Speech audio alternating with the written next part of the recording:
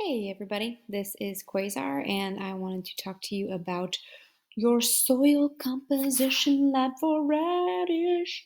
Okay, so goal is to get you outside, get your hands in the dirt, and to do like the foundational test that people do when they're trying to figure out what kind of soil they have.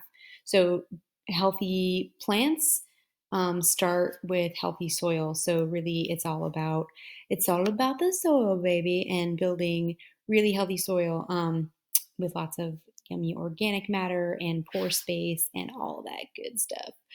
Oh, shoot. Speaking about pore space, we should talk a little bit about the composition of soil as a whole. So, soil, if it was a pie chart, there's my circle, is 50%.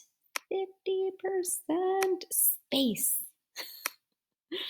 So that's just open space between particles. And this is like the ideal soil, right? The ideal healthy soil type is 50% space for air and water to move through. So we got tons of microorganisms. Soil really isn't just this inorganic matter of dirt, right? It's actually like a whole living ecosystem. And so those microbes need air. A lot of them are aerobic, they need oxygen, and they need water to survive and be healthy. So, speaking of those microbes, they, along with their other organic matter friends and dead friends, so worms, dead things, poop, microbes, those make up about 5% of soil, and that is the organic matter in the soil. And then the rest of it, this other 45%, is our inorganic matter. And those are our particles that we're going to talk about in a second. Inorganic. I'm just going to abbreviate. You get it. Okay, so and we're talking about just this top layer of soil, what we call the O and A horizon, this topsoil. And that topsoil layer is so important. I'm totally going to do a little video on if the world were an apple topsoil. But we are losing it sort of rapidly through erosion, and it's so important for growing all of the food that we eat and that we feed other animals to eat in order to survive. And so it's really important that we not just maintain it, but regenerate it with good farming practices. So we're looking for loamy soil. That's the sweet stuff. Somewhere in between clay and sand, there's this sweet spot of loam that has enough of those different particle sizes and organic matter to support our plants. And there's a really easy way to test, and I just have this Pinterest post, which is like pretty much all you need to know.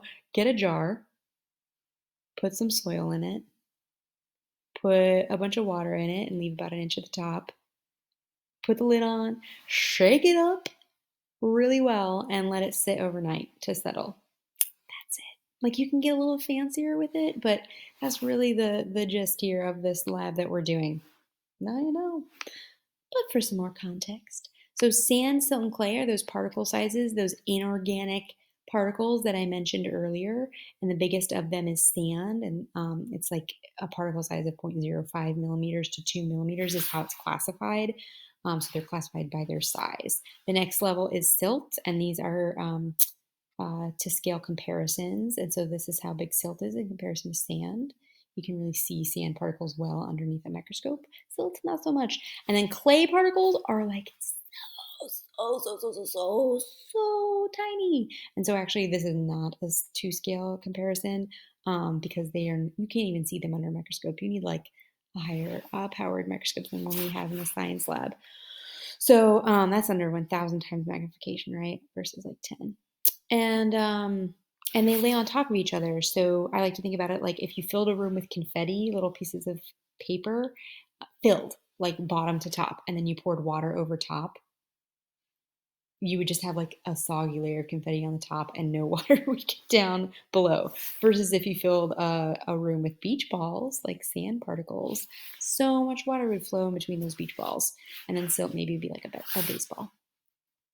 But clay is like small and flat and has a bunch of really cool properties that I'm not going to talk about right now.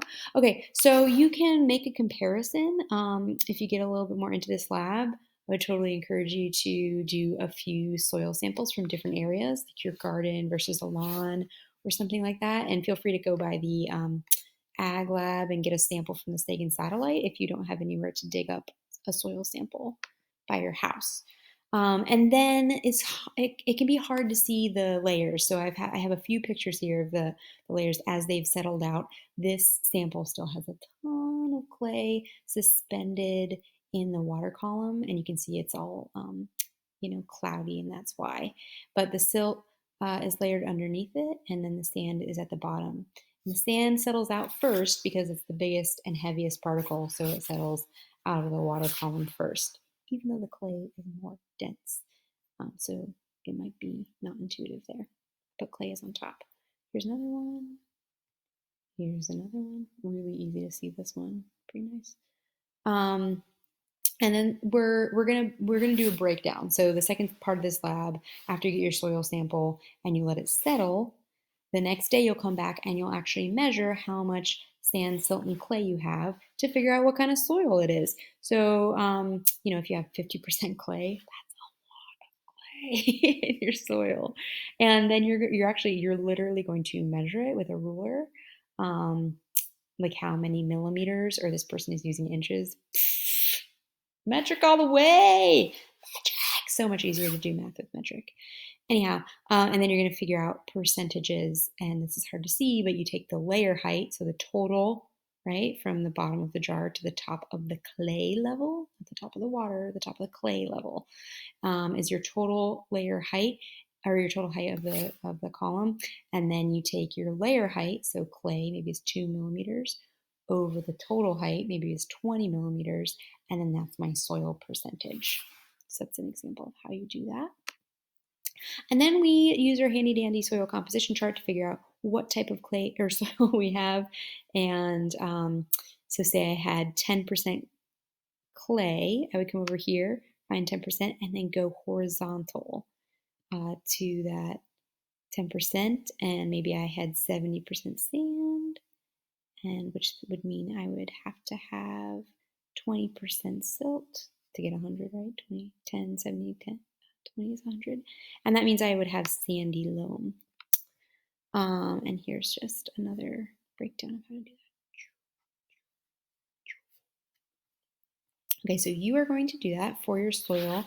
And then I'll put directions on how to post your results. So you're going to post a picture of your jar test, maybe multiple jars. And then you're going to write a little bit about what type of soil you had and what that means in terms of soil maintenance, like needing to add organic matter or how you irrigate, etc. All right, hope you have fun. To figure out how to, oh no, oh dear. And then she couldn't stop this presentation from happening.